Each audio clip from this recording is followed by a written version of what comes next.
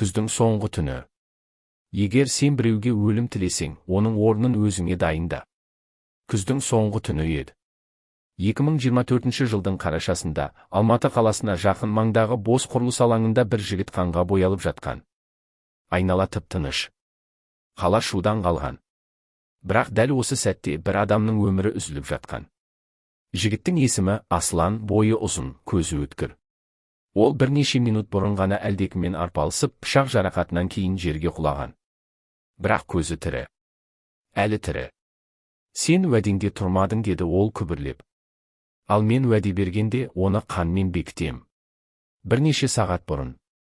Аслан қала шетіне өз көлігімен келген. Оның артқы орындығында үлкен сөмке болды. Ішінде не барын ешкім білмейтін. Бірақ ол бұл жолы жалғыз емес. Оның қасында бала күнгі досы Нұркен отырды. Екеуін 10 жыл бұрынғы бір оқиға біріктірген. Бірге бір құпияны жасырып қалған. Бірақ ол құпия енді тыныш жатпады. Біреудің қолына түскен. Мына іспен бітіп шетке кетем. Барлығы артта қалады, деді Аслан темекісін өшіріп жатып. Егер тірі қалсақ, деп күлді Нұркен. Олар соңғы тапсырма үшін келе жатқан. Соңғы рет біреуді кездестіріп, бір құжат алуы керек еді. Бірақ оларды күтпеген адам күтіп тұрды. Қара маскалы, сірә, Асланның өткенінен қалған көлеңке. Ол көлеңке үнсіз атқан. Бір емес, 2 рет. Нұркен оқ тиген бойда құлап қалды. Ал Аслан қарсылық көрсетіп, қашып үлгергенмен шақ тиді. Серт едің. Ешқашан сатпаймыз деп едің ғой, деді Аслан соңғы рет күбірлеп. Кім сатқанын біліп тұрмын. Бірақ мен тірімін. Әзірге. Жоғарыда төбеден қара маскалы адам қарап тұрды. Телефонына бір хабарлама келді. Тапсырма орындалмады. Ол әлі тірі. Ізденіс. Ол күні жер екпіндей есіп тұрды.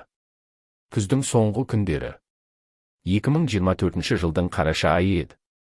Сыртта тұрған адамдардың бәрі жағына орамал тартып алған.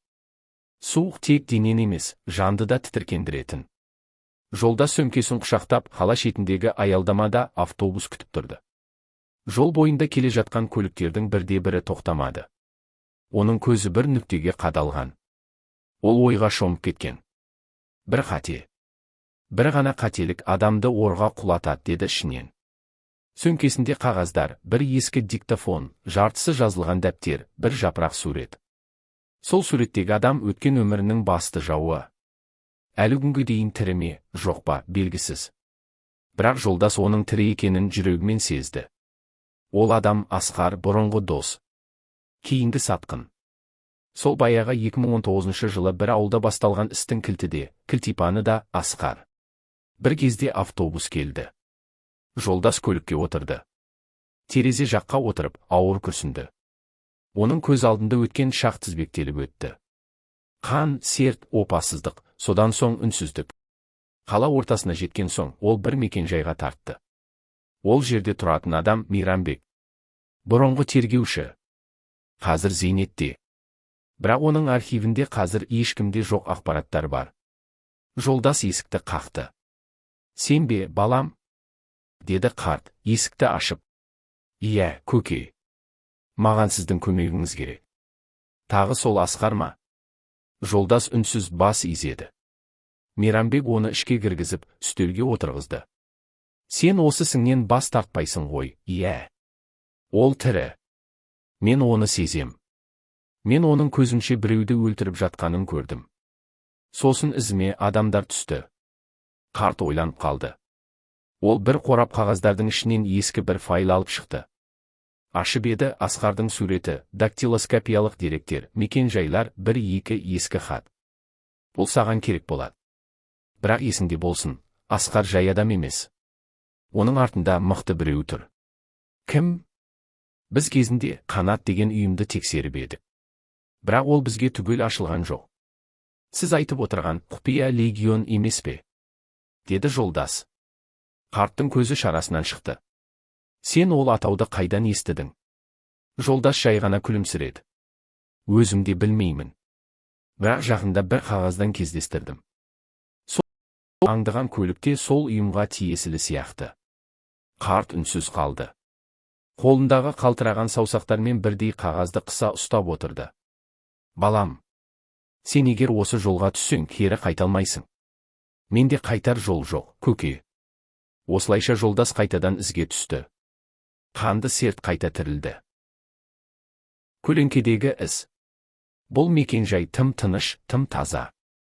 Бірақ тым қауіп төндіріп тұр, деді жолдас көзілдірігін түзетіп.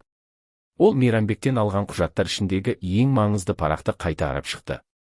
Қағазда тек бір мекенжай, қала сыртындағы 4 қойма. Бұрынғы ет комбинаты. Қазіргі иесі белгісіз. 2024 жылдың желтоқсан айының басы еді.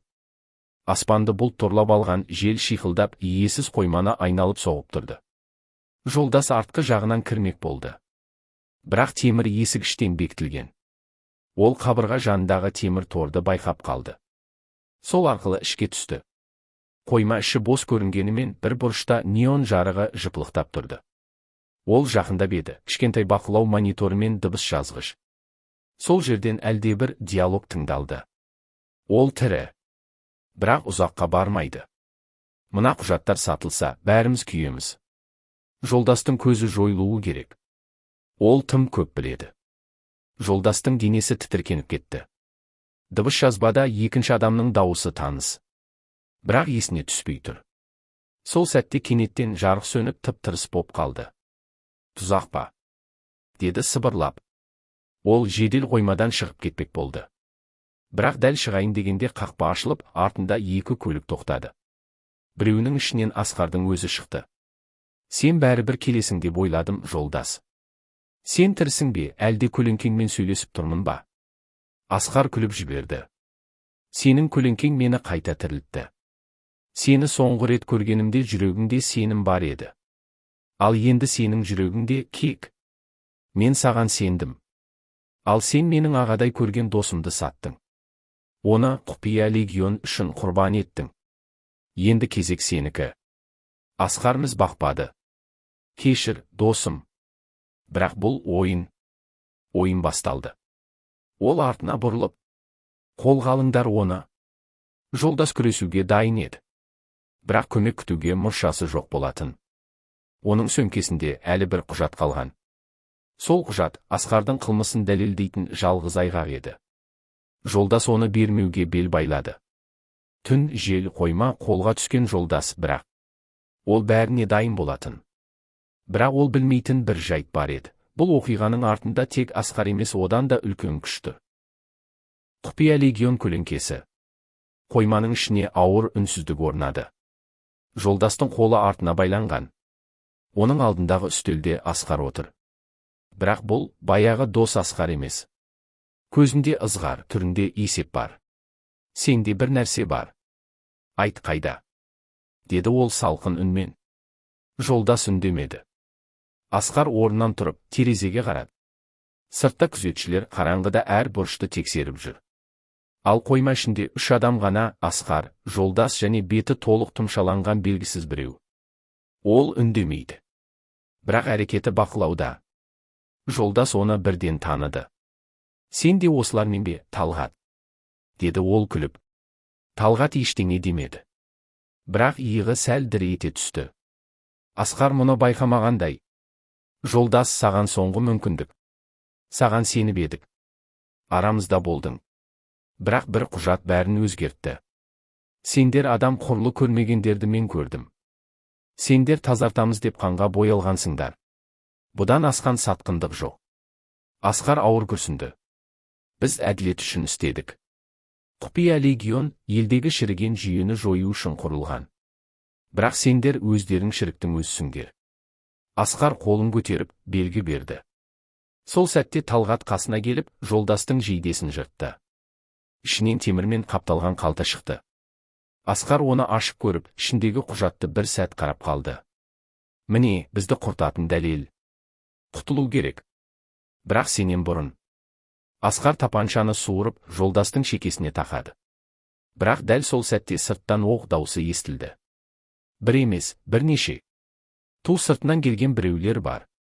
Деп айғайлады күзетшілер. Асқар жалт бұрылды. Қойма сырты у-шу. Бірнеше адам автоматпен баса көктеп кіріп келе жатты. Бұл кімдер? Деді Талғат. Жолдас езу тартты. Сендер мені ұстадыңдар деп ойладыңдар ма? Мен де біреулерге сенемін. Мен жалғыз емеспін. Кенет қойма ішіне бетперде киген, жасақталған 3 адам кіріп келіп. Жолдас, бері жүр. Уақыт жоқ. Деді. Жолдастың арқасындағы жіп кесіліп, ол орнынан атып тұрды. Асқар мен Талғат абдырап қалды. Бірақ арттарынан шыққан гүрсіл оларды тіпті тұншықтырып жіберді. Қойманың бір жағы жарылды. Ол жақтан жалын көрінді. Оқиға күтпеген арнаға бұрылды. Жолдас тірі қалды. Бірақ құжат Асқардың қолында. Бұл соңы емес. Бұл тек соғыс басталғанын білдіреді. Іссіз кеткен көлеңке. Жолдас жарылған қойманың ішінен жүгіріп шықты. Артында түтін мен жалын, ал жанында бетперде киген 3. Олар өздерін таныстырған жоқ. Тек бірі. Сенімен сөйлесетін адам бар. Қазір емес. Алдымен қауіпсіз жерге шығу керек деді. Жолдас үндемеді. Өйткені дәл қазір сенімнен де маңыздысы аман қалу. Олар орман ішіндегі ескі базаның бір жертөлесіне дейін жетіп, сол жерде тыныстады. Бетперделілердің бірі артқы есікті бекітіп, рациямен біреуге белгі берді. Неге көмектестіңдер? Мен сендерді танымаймын деді жолдас. Сен бізбен бірдейсің. Асқардан жапа шеккендердің бірісің. Ал біз оның қылмысын әшкерелеуді мақсат еткендерміз деді олардың басшысы. Даусынан әйел екенін аңғаруға болатын еді. Жолдас таңғалды. Көзін сығырайта. Асқар менің досым болған. Болған, енді ол сенің дұшпаның. Ең қауіпті дұшпаның. Жолдас үнсіз бас изеді. Сол сәтте басқа қалады. Асқар қарабың көлігімен шекараға таяу бір құпия үйге келіп тоқтады. Оның жанында Талғат және тағы 3 адам. Олар чемоданды көтеріп үй ішіне кіргізді. Ішінде бірнеше флешка мен ноутбук, құпия құжаттар. Асқар жымиып. Жолдас тірі қалды. Бірақ құжат бізде. Енді біз оны аңдимыз. Ол бізді, біз оны. Бұл енді серт емес. Бұл майдан деді. Талғат бас изеді. Ол жалғыз емес сияқты. Иә, оның жанында енді біреулер бар. Бірақ біз оларды да табамыз. Біз құпия легионбыз. Бізге қарсы тұратын ешкім болмауы керек. Сол түні жолдас алғаш рет тыныш ұйықтады. Бірақ түпкі санада бір сұрақ маза бермеді. Кім бұл адамдар? Шын мәнінде кімге жұмыс істейді? Ал мен кімнің жағындамын? Сол түні ол алғаш рет түсінде Асқарды көрді. Бірақ бұл жолы дос емес, дұшпаны ретінде. Бейтаныс бетперде. Кешкі сағат 11. Жолдас жертөледе жалғыз қалды. Қалғандары біртіндеп көзден ғайып болды. Есік құлыптаулы емес, бірақ сыртта не күтіп тұрғанын білмейді. Бейтаныс бетперде киген әйелдің даусы ғана құлағында жаңғырып тұр. Сен бізге керек адамсың. Сен кілтсің. Жолдас іштей тіксініп отыр. Өзінің кімге қызмет етіп жатқанын білмей қалғаны ең ауыр сәт еді. Ол өзінің еркінен тыс біреудің ойыншығына айналғандай күй кешті. Бұлар Асқардан да қауіпті болмасын деп күбірледі. Сол сәтте есік өзінен өзі ашылды. Ішке сол әйел кірді. Бетпердесін шешпеді. Сен дайынсың ба? Деді жай ғана. Неге? Неге мен? Деді жолдас. Өйткені сен ғана бізге оның ішіне ене аласың. Сен Асқардың ең әлсіз жерсің. Ал сендер кімсіңдер? Әйел үндемеді. Бірақ сәлден кейін ноутбукты қосып, видеоны қосты. Экранда Асқар біреумен кездесіп тұр. Екінші адам шетел азаматы. Олардың арасында құжаттар алмасып жатыр. Бұл не? Деді жолдас. Асқардың сатқындығы. Ол Қазақстан Республикасының кейбір шенеуніктері арқылы шетелдік компанияларға стратегиялық құжаттарды сатып отыр. Қазірге дейін $3 миллион сатты. Қашан? 2024 жылдың қыркүйек айында басталған. Қазір 2025 жылдың қаңтары. Демек, ол бірнеше айдан бері мемлекетке қарсы жұмыс істеп келеді. Жолдастың жүрегі су ете қалды. Мен оны тоқтатам. Бірақ мен жалғызбын. Жоқ, енді сен жалғыз емессің. Асқар дәл сол уақытта тағы бір келіссөзге дайындалып жатқан. Ол өзіне сенімді. Қарсыласы кім екенін әлі толық білмейді. Бірақ алда не болатынын болжап үлгермеген жалғыз сәт, бұл жолдастың тірі қалғаны. Талғат. Ол тірі. Бірақ үнсіз. Бұл ең қорқыныштысы. Асқар тістеніп. Онда біз бірінші соғамыз. Бұл енді шахмат емес. Бұл соғыс. Ізге түскен көлеңке. 2025 жылдың қаңтар айының ортасы. Қала ақ ұлпа қар астында мүлгіп жатыр. Бірақ сол тыныштықтың астында бір-біріне қарсы бағытталған соғыстың іздері жатыр. Жолдас енді жалғыз емес. Бетперде киген әйел оған нақты тапсырма берді. Асқардың ең жақын адамын анықтап, сол арқылы ішкі құжаттарға ену керек. Менің оларға қайтып баруым күмән тудырмай ма? Деді жолдас. Тудырмау үшін біз сені жоқ қыламыз. Ресми түрде сен көлік апатында қаза таптың. Енді тек көлеңке ретінде өмір сүресің. Осылайша жолдас жаңа есіммен, жаңа төлқұжатпен өмір сүруге көшті. Оның аты енді Нұрдәулет. Асқар кеңсесінде Талғатқа көз тастады. Күдігім бар. Жолдас тірі. Мүлдем із қалдырмай жоғалатын адам емес. Қабырғаға ілінген суретін алып тастаймыз ба? Жоқ, қалсын, басқалар оны көріп, неге өлетінін түсінсін. Асқардың ашуы ішке жинала берді. Бірақ ол ашу қорқынышты суық есепке ұласа бастады. Жолдас енді Нұрдәулет Асқардың айналасындағы шеңберге жақындай түсті. Ол бұрынғы таныстары арқылы Асқардың қол астында жүрген бір қызметкермен байланыс орнатты. Бірақ бұл оңай шаруа емес. Сол қызметкер Айдос, бір қарағанда қарапайым маман. Бірақ жолдас білетін, дәл осы Айдос Асқардың цифрлық ізін тазалап отыратын сенімді адамы. Мені Асқар жіберді, арнайы тапсырма үшін деді жолдас, бірақ менің шын кім екенімді тек ол ғана біледі. Айдос сенімсіздікпен қарап тұрды. Бірақ жолдастың көзінде бір таныш жалын бар еді. Ол көз кезінде адамдардың тағдырын шешкен адамның көзі. Онда дәлел керек. Маған Асқардың күзет жоспары керек. 3 күннен кейін болатын кездесудің картасында. Айдос үнсіз қалды. Бір сәттік тыныштық екі тағдырдың арасындағы жіңішке көпір іспетті еді. Егер бұл сенікі болмаса, екеуміз де өлеміз. Жақсы, бірақ мен ештеңе көрмедім, ештеңе естімедім. Сол түні Асқардың қауіпсіздік жүйесіне бірінші рет кіру сәтті өтті. Жолдас ескі тәжірибесін пайдаланып, қорғанысты бір бұрыштан айналып өтті. Бірақ дәл сол сәтте бір белгісіз хабарлама келді. Жақсы жүріп келесің. Бірақ саған сатқын жақындап қалды. Жолдас елең етті. Бұл енді тек Асқармен емес, өз ішіндегі жаумен де күрес екенін ұқты. Сатқынның ізі. Жолдас, яғни Нұрдәулет, Айдостан алған мәліметтерді мұқият қарап шықты. Асқардың алдағы 3 күнде қала шетіндегі элиталық виллаға баратын жоспары бар екен.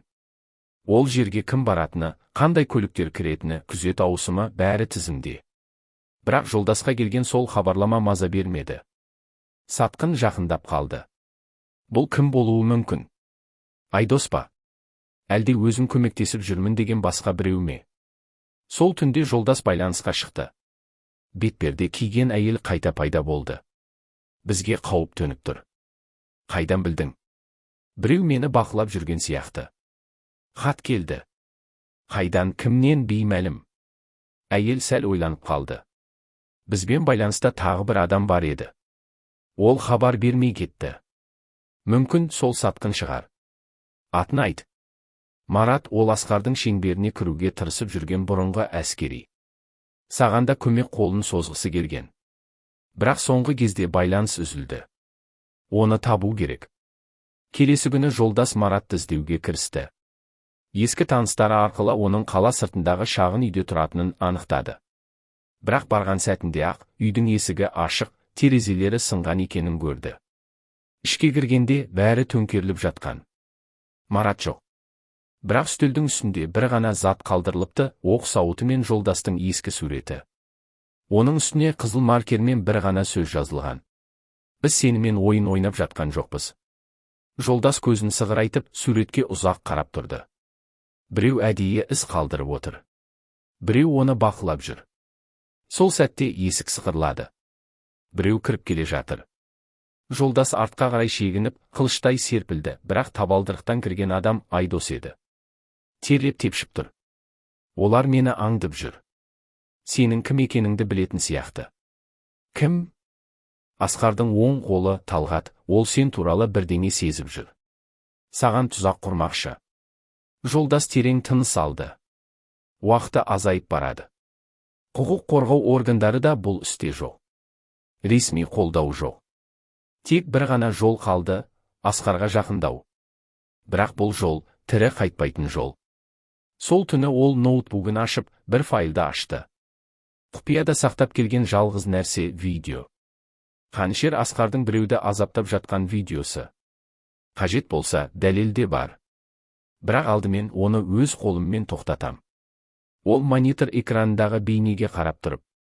Серт етем. Соңына дейін барамын. Қанға боялған шындық. 2024 жылдың желтоқсан айының алғашқы аптасы. Қалада қар жауып тұр. Бірақ жолдастың жүрегінде одан да суық аяз бар еді. Асқардың вилласына апаратын жолды күндіз тану қауіпті. Сондықтан жолдас түнгі 11-де қара капюшон киіп, артқы шеңберді айналып келді. Қасында Айдос та бар. Бірақ оған сенімі толық емес. Кіргеннен кейін мен басқа есіктен шығам. Сен артқы қақпаны бақыла. Ешкім келмесе де кетпе. Түсіндім, бірақ егер ұстап алса, онда мені сатқаның белгілі болады. Айдос үндемей бас изеді. Үйдің ішіне кірген кезде жолдас ескі бейне бақылау жүйесі арқылы Асқардың қай бөлмеде екенін анықтады. Ол жалғыз емес еді. Қасында Талғат пен тағы 2 адам. Бірақ ол үшін бұл маңызды емес. Қолында бар бір ғана флешка. Ішінде Асқардың қатыгездігін әшкерелейтін видео. Ол бөлмеге жақындағанда күтпеген жағдай орын алды. Бүгін кешіктің, Нұрдәулет. Дауысты естіп, жолдас тоқтай қалды. Есіктің ар жағында Асқар тұр. 2 оқ қағармен. Бірақ жолдас артқа шегінбеді. Есімімді ұмытпағаныңа рахмет. Сені жібергендер әлі сенің тірі жүргеніңе сенеді екен. Мен ешкімге жіберілген жоқпын. Өзім келдім. Өзім шешем. Асқар орнынан тұрды. Күлкісі зұлым еді. Егер өлгің келсе, құпиямен бірге жерлен. Менен бұрын құпия өлсе, онда бәрі бос. Сол сәтте жолдас курткасының ішінен ноутбук шығарып, азды жалғап, видеоны қосып үлгерді. Экранда Асқардың бірнеше адамды азаптап жатқан сәттері көріне бастады. Қан, айғай, адамның азап шеккен үні бәрі анық жазылып қалған. Асқар орнынан атып тұрды. Бұл қайдан? Сенің өз көлеңкең сені сатып кеткен. Өлтіріңдер оны. Оқтар жаңбырдай жауды. Жолдас үстелді қалқан етіп, бұрышқа шегінді. Қарсы жақтан Айдос жүгіріп кірді. Ол екеуін бірдей атып тастады. Асқар сескеніп артқа шегінді. Бірақ тым кеш еді. Жолдас оны итеріп, қабырғаға тақап. Саған әділ сот жоқ. Бірақ мен сенің үкіміңмін. Бір ғана оқ. Сөйтіп Асқар құлады. Үнсіз, мәнсіз. Сол түні таң ата бәрі бітті. Жолдас пен Айдос жертөледе сақталған серверлерді жойып, бейнелерді көпшілікке таратты. Асқардың аты бар ар-намысы күл болды. Бірақ бұл жай ғана аяқталу емес еді. Айдос жолдастың иығына қарап. Бәрі бітті ме? Жоқ, қанды серт әлі сақтаулы. Басқа есімдер де бар. Ол алыста жанып тұрған қалаға көз тікті. Көлеңкең ұзақ болса, жарықтан қашпайсың. Мен әлі келем. Бітті.